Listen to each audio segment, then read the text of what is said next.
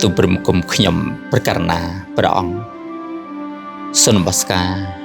ចំពោះប្រជុំបញ្ញបត្រៃរ័នដែលជាអគ្គរតនៈដ៏កំពូលលើសលោកដោយសេចក្តីគោរពជ្រះថ្លាដល់ក្រៃលែងសពកាលទាំងពួងទាំងសូមបានឱកាសដ៏ថ្លៃថ្លានេះអារាធនានៅព្រះសទ្ធមដើម្បីបានទុកជាមេរៀនសម្រាប់ការសិក្សាស្វែងយល់សម្រាប់បាននៅអំណាចប្រយោជន៍ដ៏ទូលំទូលាយក្នុងដំណើរជីវិតដែលព្រះករុណាជាម្ចាស់ពុទ្ធបរិស័ទទាំងឡាយអាចនឹងទទួលបាននៅអំណាចប្រយោជន៍ដ៏ឧត្តមឧត្តមទូលំទូលាយនេះបានក្នុងដំណើរជីវិតដោយថ្ងៃនេះលើកយកនៅប្រធានបទធម៌ដែលជាប់តាក់ទងជាមួយនឹងដែលចេស្តាបុណ្យបារមីដ៏វិសេសវិសាលដែលអភិសេកឲ្យអង្គព្រះទ្រង់ញៀនទ្រង់និរតុកទ្រង់ជាបិតាវិវត្តៈនិងជាអគ្គមហាមុនីដ៏ប្រសើរលើក3ព្រះអង្គមានព្រះកិត្តិគុណដ៏ទូលំទូលាយដ៏ឧត្តមឧត្តមខ្ចរខ្ចាយសុសសាយរន្ទឺទៅក្នុងត្រៃភពព្រះអង្គទ្រង់បានញ៉ាំងនៅធម្មចក្រឲ្យប្រព្រឹត្តទៅដោយប្រពៃដែលមនុស្សក្តីទេវតាក្តីមាក្តីព្រំក្តីអ្នកឯណានិមួយក្តីក្នុងលោកនេះក្នុងទេវលោកក្នុងមារលោកក្នុងព្រហ្មលោកនឹងឲ្យប្រព្រឹត្តទៅមិនបានឡើយក៏ប៉ុន្តែអង្គព្រះសាស្តាទ្រង់បានញ៉ាំងនៅចក្រនោះ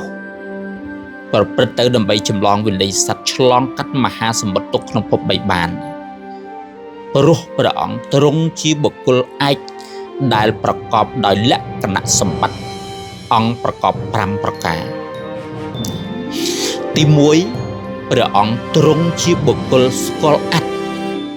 បាទទី2ព្រះអង្គទ្រង់ជាបុគ្គលស្គាល់ធម៌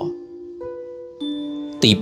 3ព្រះអង្គទ្រង់ជាបុគ្គលស្គាល់ប្រមាណទី4ព្រះអង្គទ្រង់ជាបុគ្គលស្គាល់កាលទី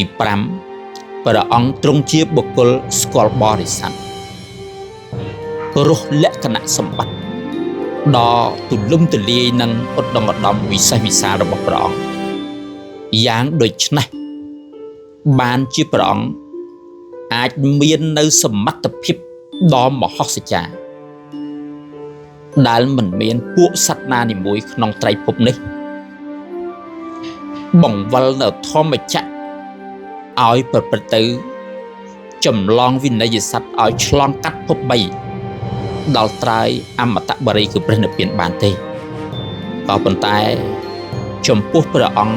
បានញ៉ាំងនៅធម្មចក្រនោះឲ្យប្រព្រឹត្តទៅក៏ក្រើករញ្ជួយលោកទាំង3មនុស្សទេវតា